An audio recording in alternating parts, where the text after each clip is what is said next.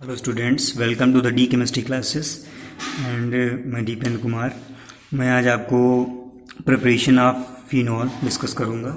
इसमें कुछ मेथड्स हैं आपके जिससे फिनॉल प्रिपेयर किया जाता है। देख सकते हैं इसमें यहाँ पे जैसे क्लोरोबेंजीन है। क्लोरोबेंजीन सोडियम हाइड्रोक्साइड के साथ में अगर ट्रीट करेंगे, उसको हीट करेंगे इस कंडीशन में, तो आपका सबसे पहले सोडियम फिनॉक्साइड बनता है, ठीक है। फिर उसको हम हाइड्रोक्लोरिक एसिड से करते हैं तो आपका ये फिनॉल बनता है। ये एक चार्ट है, इसको आप प्रिपेयर कर लें, ज़्यादा सुविधा रहेगी आपको लर्न करने में। नेक्स्ट आपका बेंजीन है।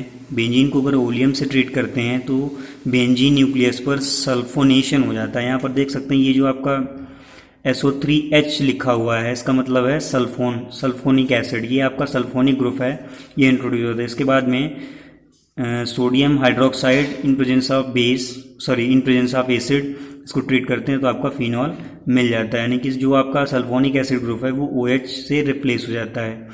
थर्ड है आपका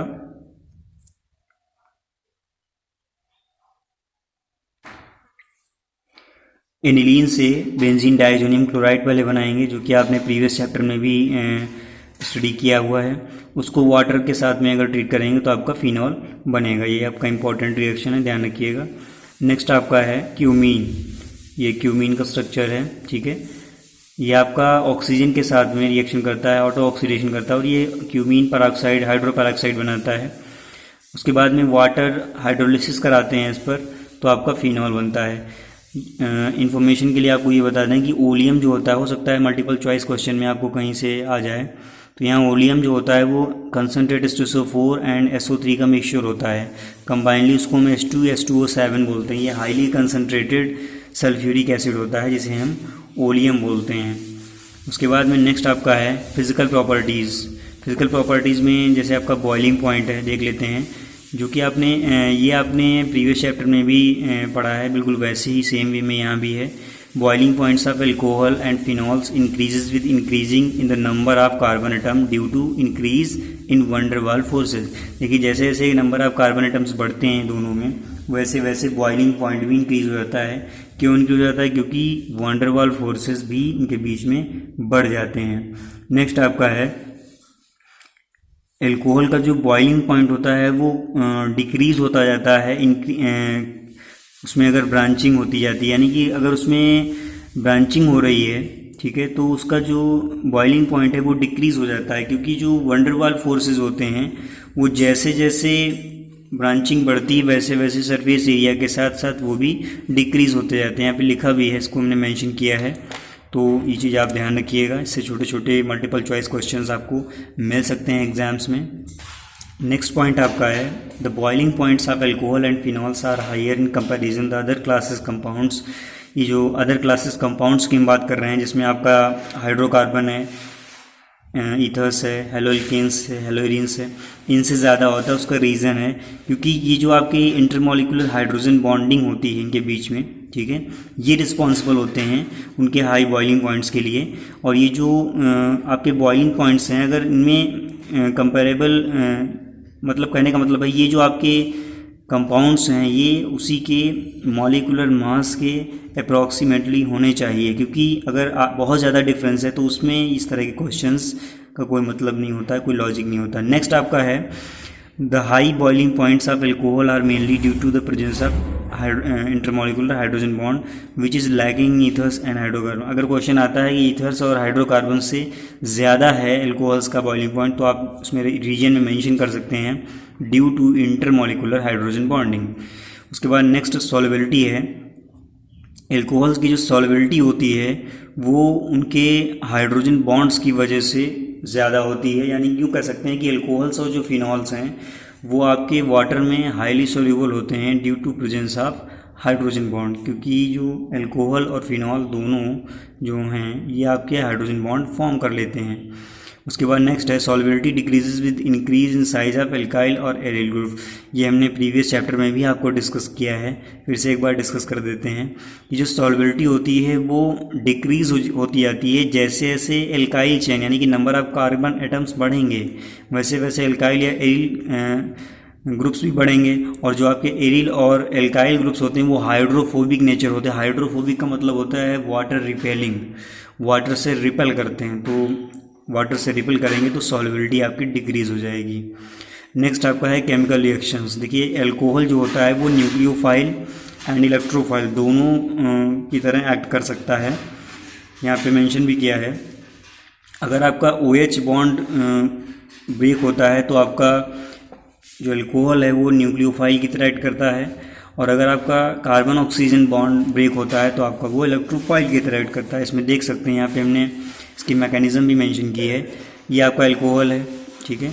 ये पहले क्या करेगा, इस पर अटैक करेगा किसी भी ऑर्गेनिक कार्बोकैटायन पे। तो सबसे पहले ये क्या होगा, ये एक कैटायन बना लेगा, और इसमें जो कैटायन है वो ऑक्सीजन पे पॉजिटिव चार्ज गेन करेगा।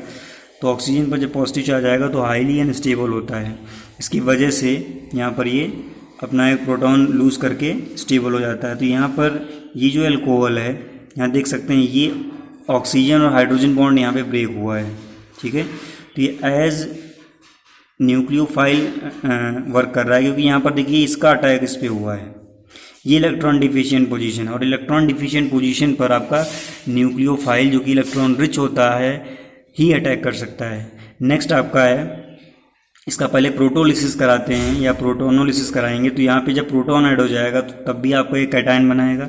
इस केस में जब आपकी ये स्पीसीज हाईली अनस्टेबल हो जाएगी तो एक प्रोटॉन यहाँ से रिलीज़ हो जाएगा। तो यहाँ भी देख सकते हैं ये जो आपका प्रोटोनेटेड अल्कोहल है, इसने एज इलेक्ट्रोफाइल वर्क किया। यहाँ पे इलेक्ट्रॉन डिफिशिएंट पोजीशन है, ये आपका इस पर अटैक हो रहा है, तो यहाँ पर वाटर रिमूव हो रहा है। तो ये दोनों चीज़ें आप ध्यान रखिएगा कि दोनों की तरह एक्ट करता है, न्यूक्लियोफाइल एंड इलेक्ट्रोफाइल। और इसकी जो रिएक्शंस हैं वो भी आपकी 2 टाइप्स रिएक्शंस हैं। ऐसे रिएक्शन जो कि आपके कार्बन ऑक्सीजन बॉन्ड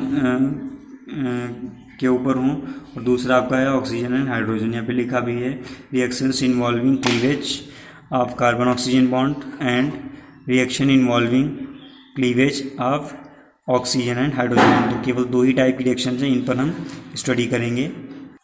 सबसे पहले reactions involving cleavage of carbon oxygen bonds पे हम चलेंगे। तो इसमें सबसे पहले जो एल्कोहल्स की रिएक्शंस हैं उनको देख लेते हैं। पहला जो reaction with hydrogen halide, hydrogen halide के साथ रिएक्शन करके जो है एल्कोहल एल्काइल हैलाइड में कन्वर्ट हो जाता है। यहाँ पर OH जो है हैलोजन से रिप्लेस हो जाता है। तो यहाँ पे एक इम्पॉर्टेंट पॉइंट और भी आपको ध्यान रखना है कि ल्यूकास टेस्ट आता है। ल्यूकास टेस्ट में भी OH ग्रुप जो है हैलोजन से रिप्लेस होता है। तो ल्यूकास टेस्ट होता क्या है बता दें, ये आपका ऐसा टेस्ट होता है जिससे 1 डिग्री 2 डिग्री 3 डिग्री अल्कोहल्स में आप डिफरेंस कर सकते हैं, ठीक है। कौन सा अल्कोहल 1 डिग्री है, कौन सा 2 डिग्री है, कौन सा 3 डिग्री है, ये आप आसानी से आइडेंटिफाई कर सकते हैं। और जो आपका ये टेस्ट है इसमें एक रीजेंट इन्वॉल्व होता है, ZnCl2 प्लस कंसनट्रेट H2SO4, जिसे हम ल्यूकास रीजेंट बोलते हैं। तो जितने भी आपके 1 डिग्री 2 डिग्री 3 डिग्री अल्कोहल्स हैं वो इस रीजेंट से रिएक्शन करते हैं और डिफरेंट टाइप ऑफ रिजल्ट्स के साथ में अपीयर होते हैं, जिससे हम ये जान पाते हैं कि कौन सा 1 डिग्री है, कौन सा 2 डिग्री है, कौन सा 3 डिग्री है। तो देखते हैं इसमें कैसे रिएक्शन करता है। एक चीज़ आप ध्यान रखिएगा, ये कॉन्सेप्ट है इस टेस्ट का कि alcohols are soluble in Lucas reagent while their halides are immiscible and produce turbidity in the solution। देखिए यहाँ पे immiscible या फिर unsoluble कह सकते हैं, partially unsoluble, और turbidity का मतलब होता है dirtiness, थोड़ा सा turbid मतलब clear नॉन क्लियर सोल्यूशन।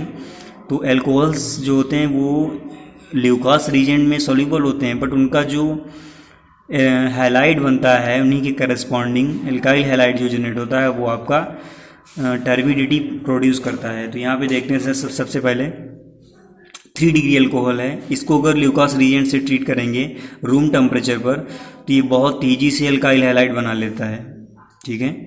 यानी कि हम यूँ कह सकते हैं कि जो टर्बिडिटी आएगी सोल्यूशन में वो बहुत जल्दी आ जाएगी। रूम टेम्परेचर पर 3 डिग्री अल्काइल हैलाइड बहुत फास्ट रिएक्ट करके 3 डिग्री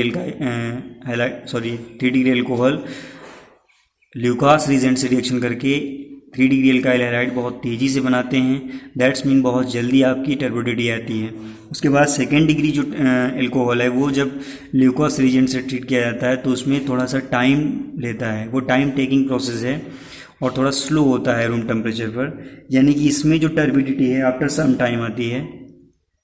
1 डिग्री जो अल्कोहल है वो ल्यूकास रीजेंट से जब रिएक्शन करता है तो उसमें रिएक्शन ही नहीं होता है रूम टेम्परेचर पर, ठीक है। जब रिएक्शन ही नहीं होता है तो उसमें टर्बिडिटी भी नहीं आती है। अब इसमें बात आती है कि अगर हम उसको हीट कर दें, तो अगर ल्यूकोस रीजन के साथ में उसको हीट करते हैं तो फिर 1 डिग्री एल्काइल हैलाइड बनता है। यानी हम यूँ कह सकते हैं कि रूम टेम्परेचर पर कोई भी टर्बिडिटी नहीं आती है, अगर उसको हम हीट करते हैं तो टर्बिडिटी आती है। तो इस तरह से आप ये आइडेंटिफाई कर सकते हैं कि कौन सा अल्कोहल आपका 3 डिग्री है, कौन सा 2 डिग्री है, कौन सा 1 डिग्री है। यहाँ पे समझ सकते हैं जिसमें जल्दी टर्बिडिटी आ जाएगी, बहुत ही फास्ट टर्बिड हो जाएगा सोल्यूशन, वो आपका 3 डिग्री है। जिसमें after some time turbidity appear होगी या आएगी, वो आपका 2 डिग्री है। और जिसमें रूम टेम्परेचर पर कोई टर्बिडिटी नहीं आएगी, वो आपका 1 डिग्री हो जाएगा। यहाँ पे कुछ नोटेबल रिमेंबर पॉइंट है, इसको याद रखिएगा। The differing reactivity with lucose region due to the ease of formation of carbocation. यहाँ पे एक चीज़ मैं बता दूँ कि ये जो प्रोसेस आपके slow, fast and no reaction वाले हैं, इसमें इनका मतलब क्या है। देखिए टर्शियरी बहुत फास्ट रिएक्ट करता है, वो इसलिए करता है क्योंकि यहाँ पर टर्शियरी कार्बोकैटायन बनता है, ठीक है। ये जो आपका एल्काइल हैलाइड है, ये टर्शियरी कार्बोकैटायन के थ्रू बनता है। यहाँ पर अगर इसको हम हेट्रोलिटिकली रिमूव करें तो यहाँ पर पॉजिटिव चार्ज आएगा, जो कि आपका टर्शियरी कार्बोकैटायन होगा। और टर्शियरी कार्बोकैटायन सबसे ज़्यादा स्टेबल होता है। तो मैं आपको प्रीवियसली डिस्कस कर चुका हूँ कि जितना ज़्यादा स्टेबल कार्बोकैटायन होगा उतनी ही फास्ट रिएक्शन होता है और उतना ही फास्ट वो प्रोडक्ट फॉर्म करता है। तो ये कॉन्सेप्ट है, इसको लर्न रखिएगा। नेक्स्ट है आपका डिहाइड्रेशन। डिहाइड्रेशन का मतलब होता है रिमूवल ऑफ वाटर। तो यहाँ पे देख सकते हैं in presence of acid alcohols जो होते हैं वो आपके यहाँ पे ये इस तरह से होना चाहिए। एल्कोहल जो होता है वो आपका वाटर रिमूव कर देता है और एल्कीन बनाता है। इस रिएक्शन को हम हाइड्रोक्सिलेशन भी बोलते हैं, क्योंकि यहाँ पर हाइड्रोजन एंड हाइड्रोक्सिल ग्रुप का रिमूवल होता है। डिहाइड्रेटिंग एजेंट जो होते हैं वो क्या क्या हो सकते हैं, वो ध्यान रखिएगा। Concentrated H2SO4, H3PO4, anhydrous ZnCl2 and alumina. ये आपके इतने जो हैं वो आपके डिहाइड्रेटिंग एजेंट हो सकते हैं जो कि आप इसमें यूज़ कर सकते हैं, या यूँ कह लीजिए एल्कोहल्स के डिहाइड्रेशन के लिए ये आपके सूटेबल रिजेंट्स हैं। नेक्स्ट है आपका 2nd डिग्री एंड टर्शियरी जो होता है वो डिहाइड्रेटेड अंडर माइल्ड कंडीशंस। ये आपके जो एल्कोहल यहाँ देख सकते हैं, ये जो आपका 2nd डिग्री एल्कोहल है, इसको अगर हम हाइड्रोफॉस्फोरिक एसिड से ट्रीट करेंगे तो आपका मोनो सब्स्टिट्यूट एल्कीन देगा, ठीक है। डिहाइड्रेशन हुआ है क्योंकि वाटर का इसमें से रिमूवल हुआ है। टर्शियरी एल्काइल हैलाइड अगर लेते हैं, सेम इस लेते हैं डिहाइड्रेटिंग एजेंट, तो आपका डाई सब्स्टिट्यूट एल्कीन बनता है और water as side molecule remove होता है। और यहाँ पे अगर हम रिएक्टिविटी की बात करें तो यहाँ पर 3 डिग्री सबसे फास्ट डिहाइड्रेशन करेगा, उसके बाद फिर 2 डिग्री करेगा, फिर आपका 1 डिग्री करेगा। यहाँ पर ये जो रिएक्टिविटी का ऑर्डर है इसका रीज़न क्या है ये जान लेते हैं। यहाँ पर जितना ज़्यादा आपका स्टेबल कार्बोकैटायन जनरेट होगा उतना ही ज़्यादा आपका फास्ट रिएक्शन होता है, उतना ही ज़्यादा फास्ट आपका डिहाइड्रेशन होता है। यहाँ पे नोट एक हमने लिख रखा है, देख सकते हैं यहाँ पे, easier form of the more stable carbocation easier the dehydration of alcohol. यानी कि जितना आसानी से कोई भी कार्बोकैटायन फॉर्म होगा उतनी ही आसान डिहाइड्रेशन हो जाएगी, उतना ही आसान होगा डिहाइड्रेशन एल्कोहल्स का। और कोई भी कार्बोकैटायन ईजिली अगर फॉर्म हो रहा है दैट्स मीन आपका वो बहुत ही स्टेबल है, और बहुत ही स्टेबल इसका मतलब आपका 3 डिग्री हो सकता है या 2 डिग्री हो सकता है, ठीक है। तो ये जो ऑर्डर है, ये जो पैटर्न है, ये आपका डिपेंड करता है stability of carbocation. 3 degree carbocation है, यहाँ पे लिख दिया, it forms 3 degree carbocation, it forms 2 degree carbocation and it's form 1 degree carbocation. 3 degree carbocation more stable, ठीक है, intermediate stability and least stable. तो जैसे जैसे स्टेबिलिटी डिक्रीज होती है वैसे वैसे जो रिएक्टिविटी है, रिलेटिव ईज ऑफ डिहाइड्रेशन है, या जो रिएक्शन की रिएक्टिविटी है वो भी डिक्रीज होती जाती है। ये चीज़ आप ध्यान रखिएगा। यहाँ पे मैकेनिज्म ऑफ डिहाइड्रेशन देख लेते हैं ये कैसे होता है। 3 स्टेप मैकेनिज्म है। स्टेप फर्स्ट में फॉर्मेशन ऑफ प्रोटोनेटेड एल्कोहल, तो उसमें एल्कोहल पे प्रोटोनेशन होता है। यहाँ पे देख सकते हैं जो ऑक्सीजन का लोन पेयर है वो इसको एब्जॉर्ब करता है और यहाँ पर प्रोटॉन ऐड हो जाता है। जैसे ही प्रोटॉन ऐड होता है तो ये आपका एक एल्कोहल ऑक्सोनियम आयन फॉर्म होता है जिसे हम बोल सकते हैं प्रोटोनेटेड एल्कोहल। नेक्स्ट आपका है फॉर्मेशन ऑफ कार्बोकैटायन। तो देखिए अभी प्रीवियसली हमने डिस्कस किया है कि जब ऑक्सीजन पॉजिटिवली चार्ज होता है और ट्राई वैलेंट वैलेंसी शो करे किसी भी मॉलिक्यूल या फिर कंपाउंड में, या फिर आयन में, तो वो हाईली अनस्टेबल होता है। अब यहाँ पर इसकी स्टेबिलिटी के लिए यहाँ से तो इलेक्ट्रॉन नहीं आ सकता क्योंकि कार्बन से ज़्यादा इलेक्ट्रोपॉजिटिव ये है। तो ये जो आपका हाइड्रोजन है ये आसानी से, लाइट एटम है, बहुत इजीली इसको इलेक्ट्रॉन देकर निकल जाता है। तो इसमें दोनों में से कोई एक हाइड्रोजन रिमूव हो जाता है और ये आपका कार्बोकैटायन बन जाता है। ध्यान रखिएगा यहाँ पर ये H+ होना चाहिए। ओके, तो ये जो आपका सेकेंड स्टेप है इसमें कार्बोकैटायन फॉर्म होता है। उसके बाद में नेक्स्ट आपका थर्ड स्टेप है एलिमिनेशन ऑफ प्रोटॉन। अब यहाँ पर जब ये कार्बोकैटायन बना है तो इसको स्टेबलाइज होने के लिए इसमें से जो बीटा पोजीशन का एक इलेक्ट्रॉन है, सॉरी एक प्रोटॉन है, वो रिमूव हो जाता है, बीटा एलिमिनेशन हो जाता है और एक एल्कीन फॉर्म हो जाती है। ठीक है, तो ये 3 स्टेप मैकेनिज्म है। आई थिंक आपको अच्छे से समझ में आ गया होगा। और नेक्स्ट जो आपका रिएक्शन है वो ऑक्सीडेशन है। देखिए ऑक्सीडेशन में क्या क्या हो सकता है, या तो कार्बन हाइड्रोजन बॉन्ड ब्रेक होता है या फिर आपका ये ब्रेक हो, या दोनों एक साथ होती हैं। तो यहाँ जो आपका ऑक्सीडेशन है इसमें एल्कोहल्स का ऑक्सीडेशन कार्बोनिल ग्रुप्स में होता है, या एल्कोहल्स का ऑक्सीडेशन कार्बोनिल कंपाउंड्स में आपको स्टडी करना है। तो यहाँ ये ध्यान रखिएगा जब कार्बोनिल कंपाउंड्स में इसका ऑक्सीडेशन होता है तो इसमें 2 बॉन्ड्स आपके ब्रेक होते हैं, एक carbon hydrogen and oxygen and hydrogen. ये ध्यान रखिएगा, ये मल्टीपल चॉइस के लिए भी इंपॉर्टेंट है, या फिर वेरी शॉर्ट आंसर टाइप्स के जो क्वेश्चंस आते हैं उनमें भी आपसे ये पूछा जा सकता है। ये कुछ एग्जांपल्स हैं जिन्हें हम देख सकते हैं। ये आपका अल्कोहल है, क्रोमिक ऑक्साइड जो है आपकी ऑक्सीडाइजिंग एजेंट होता है, ये आपका इसे एल्डिहाइड में कन्वर्ट कर देता है। एल्डिहाइड आपका कार्बोनिल कंपाउंड का ही मेंबर है। तो सबसे पहले इसमें क्लासिफिकेशन कर लेते हैं कि अल्कोहल कौन सा अल्कोहल किस में कन्वर्ट होता है। तो ये देखिए यहाँ पे प्राइमरी अल्कोहल जो है अगर उसको आप ऑक्सीडेशन उसका करते हैं तो वो एल्डिहाइड में कन्वर्ट हो जाता है। ठीक है, सेकेंड डिग्री अल्कोहल अगर आप ऑक्सीडाइज कर रहे हैं, उसको ऑक्सीडेशन कर रहे हैं, तो वो कीटोन बनाता है। इस चीज़ ध्यान रखिएगा। ये इंटर कन्वर्जेंस या फिर आपके जो आइडेंटिफिकेशन बेस्ड क्वेश्चन होते हैं उनमें बहुत हेल्प करेगा आपको ये। और यहाँ पे जैसा कि मेंशन किया हुआ है हमने PCC, इसका फुल फॉर्म होता है पिरीडियम क्लोरोक्रोमेट। इसका स्ट्रक्चर भी हमने बनाया है यहाँ पे। पिरीडियम क्लोरोक्रोमेट आपका एक माइल्ड ऑक्सीडाइजिंग एजेंट है। माइल्ड ऑक्सीडाइजिंग एजेंट का मतलब ये होता है सॉफ्ट ऑक्सीडाइजिंग एजेंट, ये सॉफ्टली ऑक्सीडेशन करता है। कुछ आपके ऑक्सीडाइजिंग एजेंट ऐसे होते हैं जो कि बहुत स्ट्रॉन्ग होते हैं, जैसे आपका KMnO4 है। ठीक है, तो KMnO4 इसमें डिफरेंस क्या है कि आपको बता दें, यहाँ पे हमने मेंशन नहीं किया है। KMnO4 का अगर आप किसी प्राइमरी अल्कोहल का ट्रीटमेंट कराते हैं KMnO4 से, तो वो सीधे कार्बोक्सिलिक एसिड में उसे ऑक्सीडाइज कर देता है।